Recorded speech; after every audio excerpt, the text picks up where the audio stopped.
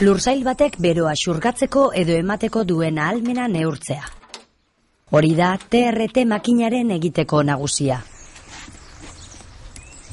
Neurketa horiek nahitaezkoak dira etorkizunean eraikinak osteko zein berotzeko sistema geotermikoa erabili nahi bada. Mota horretako makina bakarra dago Euskal Autonomia Erkidegoan eta Zidenko zentro teknologikoan sortu dute. Neurketa erreal bat lehen aldiz egingo dute gaur.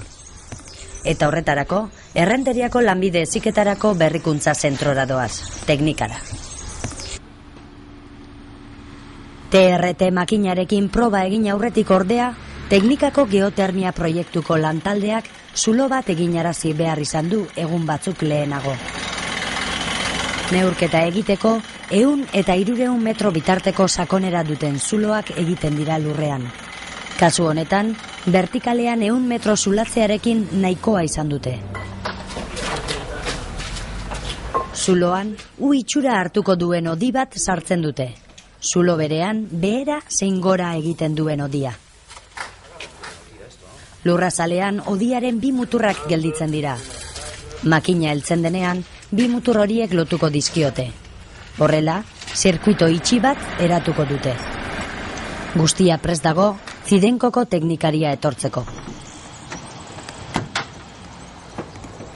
Makina lurrarekin kontaktuan jartzea da lehen egitekoa. Neurketa egiteko makinak behar duen lehen gaia ura da. Hemendak hau zuloa, zulotik ura dator, ura sartuko dugu hemendik, hau izango da admisioa, hemendak hau iragazki bat, posekaso, zikinkeria edo sartzeko.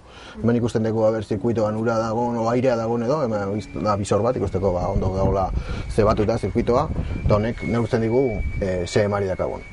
Gero horretzen dugu 2 temperatura, sarreran, batek kontrolatuko digu resistentzia, eta bestea jungo da kisidorera. Gero dator bombara, bombatik, bombak aparte dakaztea bat espansio baso bat, presioa mantentzeko, eta hemen dakagu ikusteko aukera, presioa ikusteko aukera, eta 2 presostatu dakaz, bate baja, bate alta, bomba amatatzeko, presioa oso bajua baldin bada, edo oso altua baldin bada.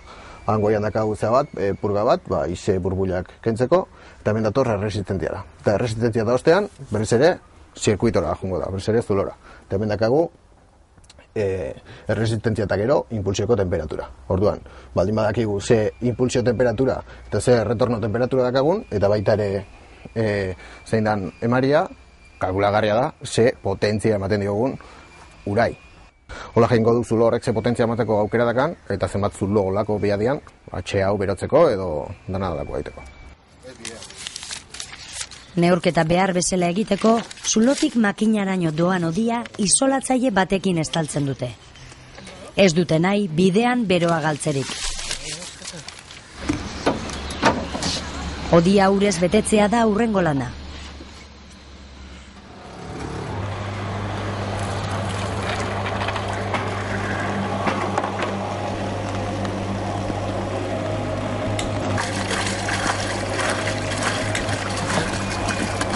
Makinak zirkuito barruan dagoen ura bueltaka jartzen du, eta ura berotu ere egiten du.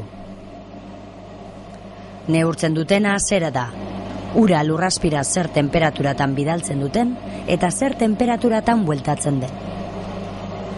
Makinatik lurrera eta lurretik makinara datorren uraren temperatura orekatzea da probaren helburua. Hori lortzeko, makina 3 egunez etengabe ariko da lanean.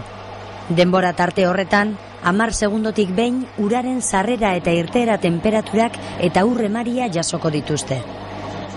Datu horiek guztiak makinaren barnean dagoen argailu batean jasota gelditzen dira. Hor bukatzen da makinak Errenterian zuen egitekoa.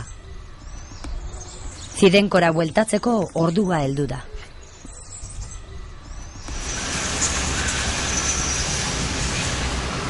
Zidenkoko teknikariek datuak interpretatu beharko dituzte orain. Kalkulu matematikoen bidez, eraikinaren energia beharrak asetzeko, neurtutakoa bezalako zenbat zulo behar diren zehaztuko dute.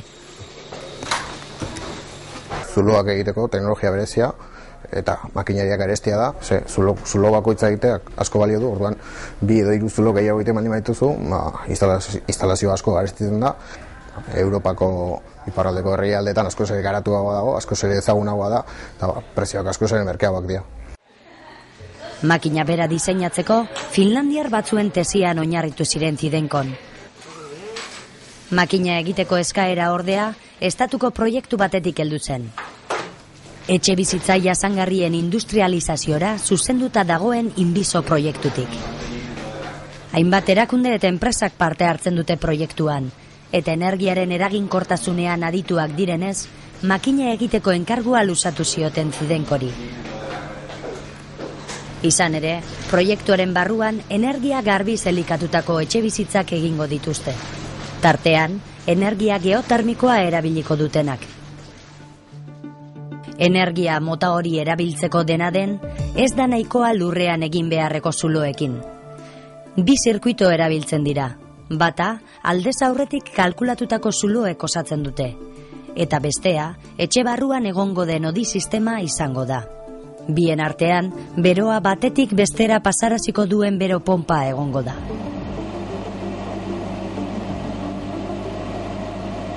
Bero pompa, sistema geotermikoaren bihotza izango da. Sistema martxan mantenduko duena. Funtsean, lurrak sortzen duen beroaz baliatzea da helburua. Horretarako ezinbestean, beroa eman eta hartzeko duen ahalmena zenbatekoa den jakin beharra dago. Eta hori da, hain zuzen ere, TRT-aren izateko arrazoia.